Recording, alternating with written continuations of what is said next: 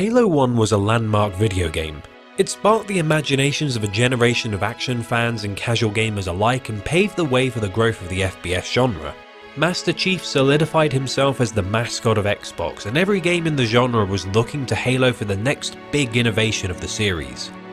People had high hopes that Halo 2 would push the envelope even further, continuing its upward trend of new worlds, expressive alien species, and epic storytelling. Did Halo 2 disappoint? In a word, no.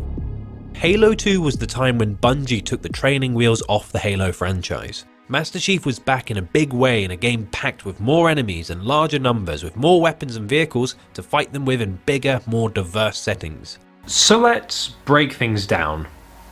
Story-wise, Master Chief and somehow Sergeant Johnson have returned to civilization after the events of Halo 1. The game starts off retelling the events of the first game in two perspectives.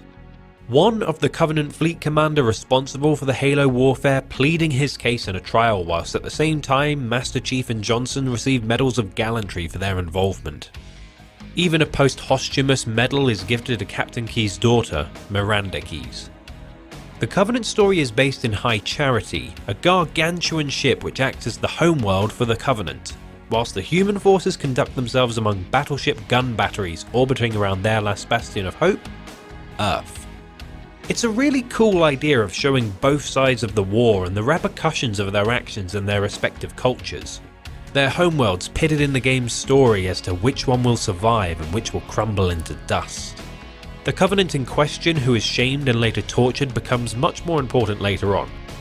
But for now, Master Chief is now fitted with a new suit of armour, the Mark V, and wastes no time breaking in his suit of armour. However, as we slip into Master Chief's new shoes, it's not long before a battle breaks out. After the medal ceremony, a Covenant fleet appears and begin to board the Mac gun battleships with intent to destroy them with explosive charges from within. Not long after their first assault, we see the massive battle clusters explode, and it's clear our ship will soon join them. The Chief races to the core of the ship and eliminates the guards, setting up the giant bomb tucked into the core of the ship. If ever there was a way to prove how much the action has escalated from game to game, this next scene exemplifies it. Master Chief turns off the bomb, drags it into a nearby cargo lift. Exiting the lift, the Chief calmly takes a seat next to an emergency airlock purge. As he pulls a lever and the bomb is ejected into space, the Chief grabs hold and begins to guide it through the chaotic space battle outside, into a Covenant cruiser. As he tentatively switches the bomb on again and casually bounces out of the ship, the cruiser explodes in typically fantastical fashion. After that, the story resumes its usual beats of Forerunner technology, Covenant zealousy, and even a return of not only the Flood, but also new Halo rings. It's a story of familiarity, but what's interesting is how it splits itself between two protagonists. There's untapped story ideas from the previous titles, such as the Covenant Civil War and splintering of heretical factions from their dogmatic principles, which are neatly explored with the inclusion of a new playable protagonist. You see, the commander of the fleet from Halo 1 is stripped of his rank and honour, and instead given the mantle of Arbiter. The Arbiter plays mostly the same as Master Chief, but also has the neat addition of the ability to use invisibility at will, but at the detriment of only being temporary. As we play through the game as our two stalwart heroes, we have a huge array of new weapons and abilities to utilise. Although the trusty assault rifle doesn't make an appearance and the overpowered magnum pistol gets nerfed into a pea shooter, we do get awesome weapons such as the Covenant Carbine, UNSC Battle Rifle, the Energy Sword, Beam Rifle, Sentinel Beam, Fuel Rod Cannon, SMG, and even Brute Shot. We also get some additions such as a red alternative to the Covenant Plasma Repeater, which shoots faster and overheats quicker, and this game also introduces stationary turrets which deal one hell of a punch. You can no longer pick up health packs, as health is regenerative underneath your shields, and as such, when your shields do go down, they recharge a lot faster! Plus there are even little tweaks, such as how even when using guns without scopes, you can zoom in a bit to see distant threats more easily. You can even swap guns with your allies sometimes, even to their dismay. That hurts, Chief. That hurts real bad. Plus, that's not to mention the fact that you can dual wield one-handed weapons, which was a big selling point for the marketing of this game. See? and we need these tweaks to help deal with the overhaul of new enemy types thrown our way. New additions such as the brutes take a lot of punishment and can get enraged by sustained damage.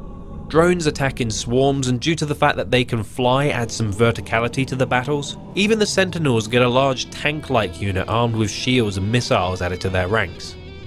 Returning enemies such as the jackals get an upgrade in the form of sniper variants. Elites now draw energy swords if enraged and low on health, and can even be found in flying suits armed with dual-wielding blasters. Even the Flood get the ability to drive and use anything from ghost to scorpion tanks. Plus they can reanimate their old bodies with the infection forms to try and catch you off guard. And the vehicle warfare is improved in this game too. Vehicles such as the Warthog can now power slide, Ghost and Wraith tanks can boost dash, and Banshees can do dodge rolls. Plus if we engage vehicles on foot, we can now also hijack them to steal for our own use. New vehicles such as the Seraph give a comparable unit to the Warthog for the Covenant forces. The Warthog itself gets a nice upgrade in the form of the Gauss cannon, and for the first time friendly NPCs can drive them. Badly.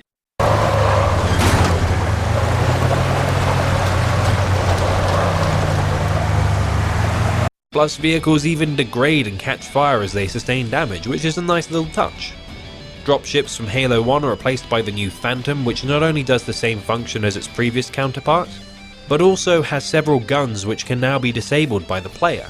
And let's not forget one of my favourite things about this game, the Scarab.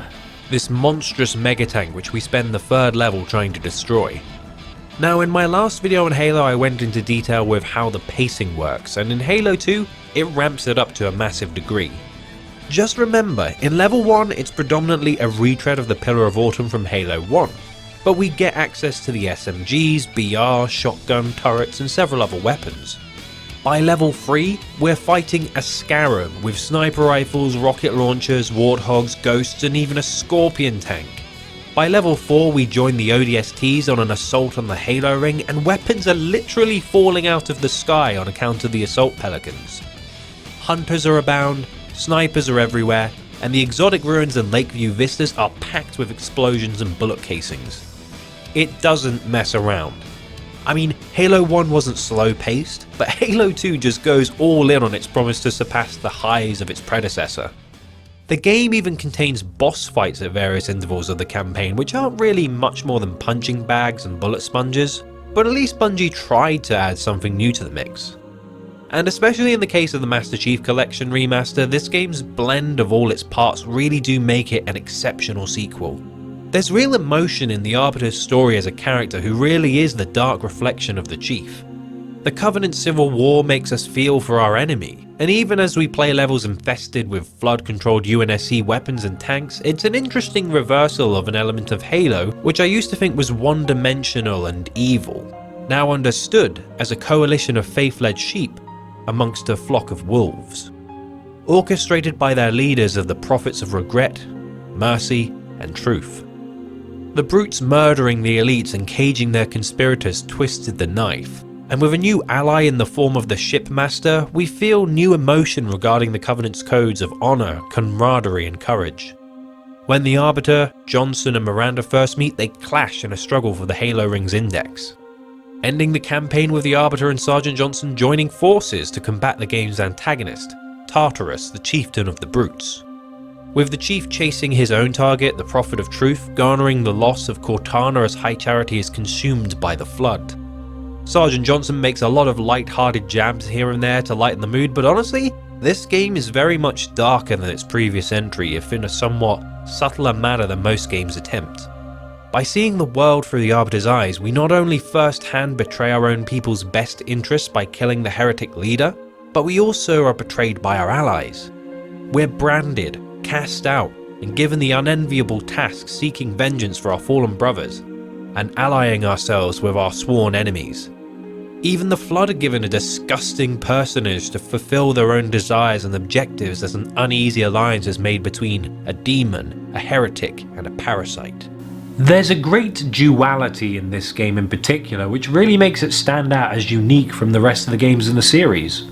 I find the Flood are less prominent in this game due to the fact that the Covenant now take a substantial slice of the storyline, and when you consider the Marines now bolstered by Sergeant Johnson, it somewhat overshadows the doom which they provide. You had your chance to be afraid before you joined my beloved corps. But to guide you back to the true path, I brought this motivational device. Our big green style cannot be defeated. What about The chief is gonna jump in this tank, roll across the bridge, and blow up any inhuman son of a bitch dumb enough to get between him and the prophet of regret.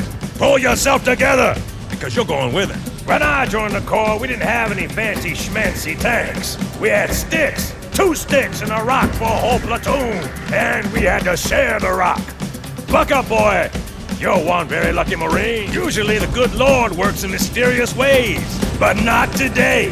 This here is 66 tons of straight up HE spewing divine intervention. If God is love, then you can call me Cupid.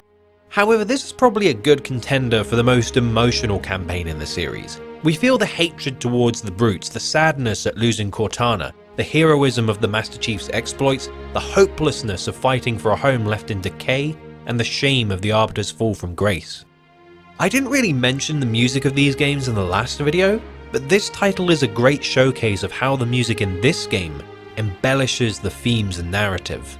The gorgeous cinematics from the remaster alongside a stable foundation of mechanics, sound effects and story really make this one of those rare exceptions where a sequel doesn't diminish the mark of its original, yet still manages to push boundaries and exceed expectations. Halo 2 is iconic in the same way Halo Combat Evolved is. It's timeless and a landmark title not just for the FPS genre, but gaming as a medium. Nostalgia can get you a long way, and if you were to play the original version of the game, no doubt blemishes would surface. Yet with this game getting the remaster treatment, it lives a new lease of life, giving new players a chance of reliving a classic game without the fatigue of old engines and graphics. So if you've never played Halo 2 before, I wholeheartedly suggest you play it, because possibly the only rival to this game in the trilogy is its successor.